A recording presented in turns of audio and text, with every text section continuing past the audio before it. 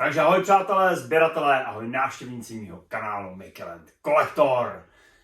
Ano, letos jsem zde poprvé. Trošku jsem se opozdil a tudíž vám hned na začátku videa musím popřát všechno nejlepší do nového roku 2023. Ať se vaše sny plněj, ať se plnějí vaše vitríny a plní se všechno, co sbíráte. Nemusí to být jenom sošky a figurky, můžou to být komiksy a knížky a vlastně všechno, co tady do té naší popkultury patří. A já hned na začátku roku se pustím do takové pecky, kterou jsem si přál vždycky mít ve sbírce. Před Vánoci jsem ji sehnal. Vánoce byly plodný, to znamená, že pár dílů teďko si natočím a budu vám je tam postupně šoupat a tě na co koukat. Jsem hrozně moc rád za podporu, kterou dostávám. A že opravdu je, teďko na to, že jsem byl takřka měsíc neakční, přibylo mi asi 10 odběrů, mám za ně strašnou radost, tak vždycky zmiňuju, za každý odběr mám radost, za každý like, za každý koment. Prostě ano, tohleto mě baví. Tak jo, konec keců, jdeme na první sošku letos. Tak přátelé, dneska jsem se musel trošku šoupnout od mýho stolku, za kterým vždycky většinou sedávám, protože ta socha, kterou vám dneska ukážu, je kusanec. Ne kusanec do výšky, ale do šířky. Ano. Jedná se o tento krásný velký kus. Jak už vidíte z nápisu, je to Pán prstenů, neboli Lord of the Rings, Shadow of War. Je to socha ze sběratelské edice ke hře Shadow of War. Je naprosto veliká, ta základná, prostě vidíte to sami, jak to držím. A já jsem zvědavý, jestli nám tady dostačí naše točna, tak jsem to neskoušel. Nepřipravenost Mikyho. Tak, já myslím, že to dá. Protože na to, jak je veliká, tak není těžká. Je to plastový. Jo, ale působí to, jak bych to nazval, velce. Je to veliký, je to prostě kus, je to prostorově velká socha. Na to, že to bylo ke hře jako sběratelská edice, je to, dámy a pánové, masakr. Vypadá to fakt krásně.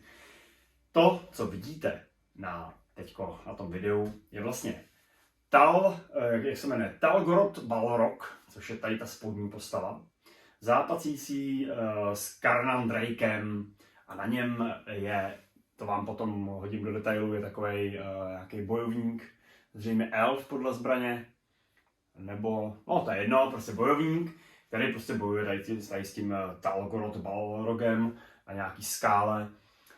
Celý je to udělaný tak, aby to působilo jako bronzová socha. Já možná jsem i rád, že není barevná, protože asi by, rád.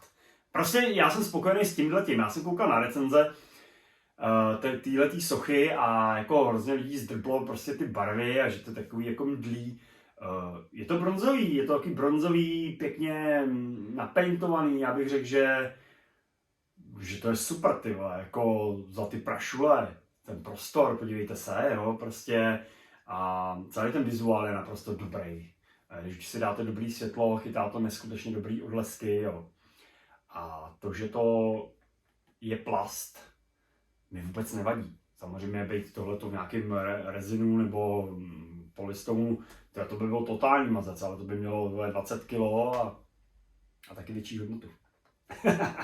Ne, ale vrátím se k soše, to vyobrazení prostě toho boje je naprosto úchvatný. Ty křídla, když tu sochu jsem viděl poprvé, tak jsem si říkal, to je samé křídlo. Ano, oni se překrývají, jo, vidíte to prostě, že ten boj tam opravdu je.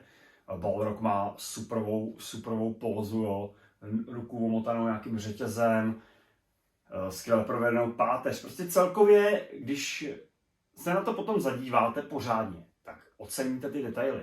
Na první pohled, když to uvidíte třeba někde v obchodě, dejme tomu, že přijďte někam do obchodu, bude to tam vystavený, tak si řeknete, nějaký kus, nějaký jako mazaniny. Ale když si k tomu potom takhle pěkně sednete a pokocháte se, tak vám řeknu, že tyhle je na co koukat. Je to fakt pěkný. Je to opravdu hezký. Já jsem velice spokojený a mám takový dojem, že se teďko trošku přesunu a to jsem trošku čekal, že ten průser nastane. že asi protože většinou sbírky jedu takový ty fantasy, že jo, a většinou, jako já nemám cíl, já se vždycky sbírám to, co mně se líbí, jo. Ale prostě Pána prstenů asi pojedu, no, teďko jako asi krutě, tyhle. Mám takový jenom, že se rozloučím s Asasínama a v těch vitrinách bude Pán prstenů, ale neříkám, že to udělám. Každopádně opět návrat k soše, takže prostě vidíte tenhle ten bojový moment, který fakt tady do mýho Michelandu dodá ty atmosféru. Je to prostě, ano, teď jsem to vymyslel dobře, tady ta socha je atmosférická velice. Je to, ještě ji podsvítím, což už jsem zkoušel, nějakou bodovku dát prostě do zádu, kde ty křídla potom prostě házejí různý stíny a je to úplná dokonalost. Takže přátelé, tohleto byla první socha v roce 2023. Ano, není to novinka, ale pro mě jo. Pro mě v Michelandu určitě je to novinka. A já jsem z té novinky velice nadšenej, sakra, a už jdu hledat místo. A než to místo najdu, tak se s vámi zatím rozloučím. Já díky za to, že jste se podívali na tohleto moje první video v roce 2023. Už to nebudu říkat, že je nový rok, ale on je. A budu se těšit na přízeň tento rok, budu se pokoušet být akční. Já vím, že ty sociální média, že to trošku jako mrskám, ale já vždycky se tam objevím ve chvíli, kdy něco mám. Takže i tak díky za přízeň. Právě toho si cením víc, že prostě si na to video třeba počkáte a já se polepším a trošku to budu nahazovat. Ono to taky není sranda, že jo? Protože nahazovat video každých 14 dní, to znamená každých 14 dní se něco koupit a ono to je sakra těžký. Ale to víte. Takže jo, super, to je asi tak nějak všechno, co vám Miky chtěl říct a mějte se fajn, držte se a zase někdy příště a bude to brzy. Čau, Miky!